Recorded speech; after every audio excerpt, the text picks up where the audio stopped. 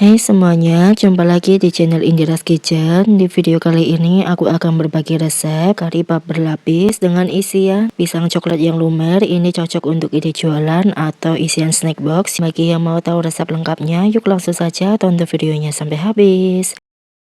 Langkah pertama, kita siapkan wadah, masukkan 300 gram tepung terigu, 15 gram gula halus, setengah sendok teh garam. Kemudian semua bahan ini bisa kita aduk hingga tercampur rata seperti ini. Lalu kita masukkan 80 ml minyak sayur dan kita masukkan air es sebanyak 110 sampai 120 ml. Di sini aku masukkan sedikit terlebih dahulu, lalu kita aduk hingga tercampur rata. Nah, untuk adonannya ini sudah mulai berat ya bun. Selanjutnya akan aku uleni aja. Jadi di sini untuk adonannya akan aku uleni pakai tangan. Sengaja aku nggak pakai sarung tangan, tapi kalau kalian ada sarung tangan bisa juga dipakai ya bun. Di sini karena lebih cepat, langsung gini aja. Pastikan tangannya sudah dicuci bersih. Kemudian kita masukkan lagi air esnya sedikit demi sedikit dan kita uleni adonannya kembali sampai nanti tercampur rata. Jadi untuk penggunaan airnya itu disesuaikan dengan tingkat kelembapan tepung ya bun. Di sini kan aku siapkan 120 ml air es, tapi nggak aku gunakan semuanya, masih ada sisa sedikit. Kalau nggak salah sisanya itu sekitar 4 ml sampai 5 ml gitu. Untuk adonannya ini cukup kita uleni sampai tercampur rata, jadi nggak perlu sampai kalis. Kalau sudah tercampur rata, bisa kita tutup menggunakan plastik wrap atau bisa juga pakai kain yang bersih atau pakai plastik yang lain ya bun. Kita tutup rapat seperti ini. Untuk adonan A-nya ini akan aku istirahatkan di suhu ruang selama kurang lebih 40 menit. Sambil menunggu adonan A-nya diistirahatkan, kita buat adonan B. Masukkan 130 gram tepung terigu dan 80 gram margarin ke dalam wadah. Kemudian sisa margarin yang ada di wadahnya ini kita ambilin. Usahakan untuk takarannya jangan dikurangi ya bun. Selanjutnya kedua bahan ini bisa kita aduk hingga tercampur rata seperti ini. Awalnya ini nggak menyatu, tapi lama kelamaan kalau kita aduk dan kita uleni, nanti untuk adonannya akan menyatu seperti ini. Nah, di sini untuk adonan B-nya sudah siap. Jadi ini akan aku tutup menggunakan plastik wrap dan aku diamkan juga.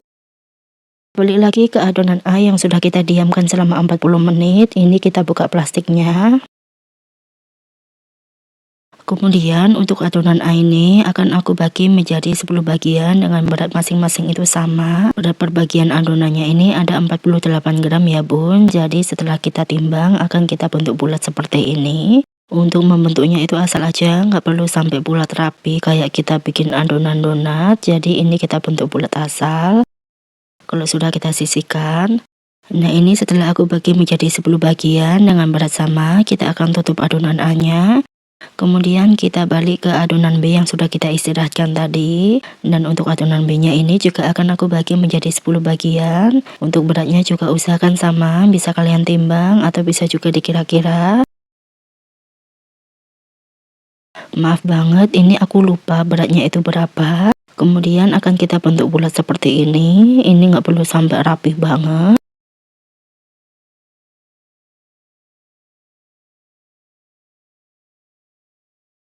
Oke, ini dia adonan B-nya sudah selesai aku bentuk menjadi 10 bagian. Kemudian kita akan ambil adonan A.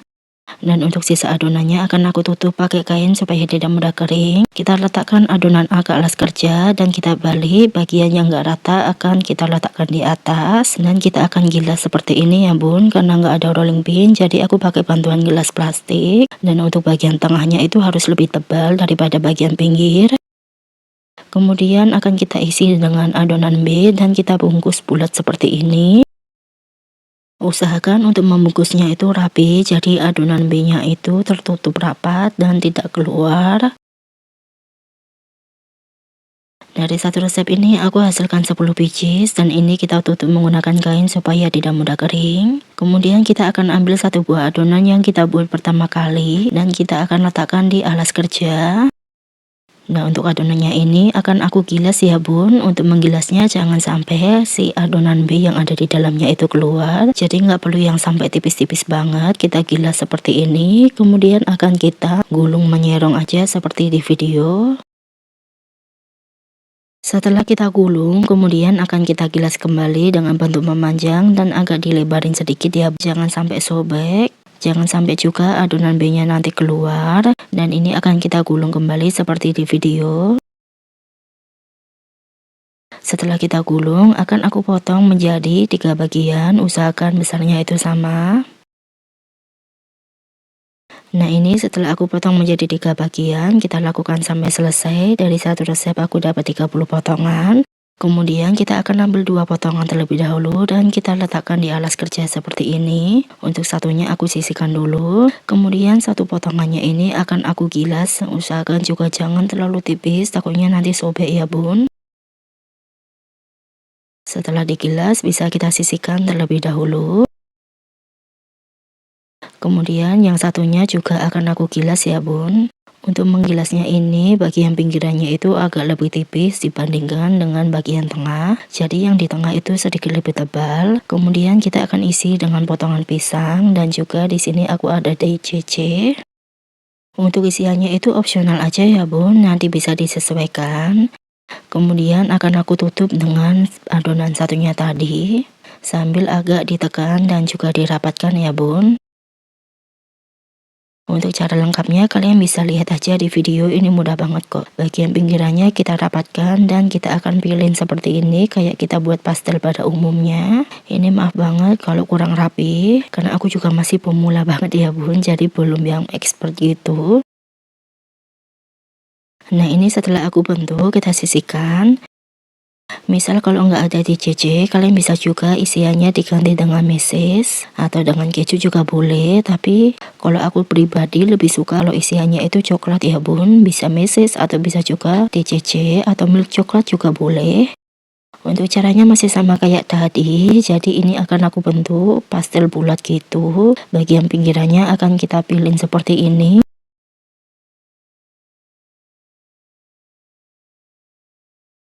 Dan ini setelah selesai aku buat, bisa dilihat bagian atasnya rapi ya bun, bagian bawahnya juga rapi, jadi tidak ada yang sobek. Dari satu resep ini aku hasilkan 15 pieces, kemudian ini bisa dijadikan frozen food atau kalau mau bisa juga langsung kita goreng aja di minyak yang sudah panas. Untuk menggorengnya aku menggunakan api sedang ya bun, dan jangan langsung dibalik, tunggu bagian bawahnya kokoh, baru bisa dibalik seperti ini. Kita goreng sampai setiap sisinya itu berubah warna kecoklatan, tandanya sudah matang. Bisa langsung kita angkat dan kita tiriskan. Lakukan seterusnya sampai semuanya selesai kita goreng, atau kalau nggak mau digoreng semuanya bisa kalian simpan di kulkas aja.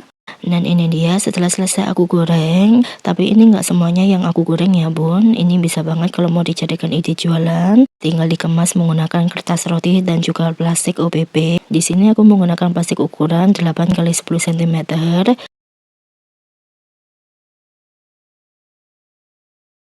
Tambahkan stiker thank you di atasnya untuk mempercantik. Untuk harga jualnya nanti bisa disesuaikan di daerah masing-masing ya bun. Kalau di tempatku ini bisa dijual di harga 3 ribuan dan sudah menguntungkan. Dan bisa kalian lihat untuk isiannya itu penuh coklatnya. Karena ini aku buat versinya agak mini, jadi untuk isian pisangnya juga nggak bisa yang terlalu banyak ya bun. Tapi dijamin untuk rasanya ini enak banget, bikin lagi, kalian wajib cobain di rumah. Nggak akan nyesel deh, jajanan satu ini bisa juga kalau mau dititip di warung, kantin sekolah, atau untuk isian snack box. Bisa juga tinggal open PO dari rumah, nanti customer yang nyamperin tinggal kalian bikin story aja di WA. Insya Allah laris manis karena rasanya yang enak. Selamat mencoba ya.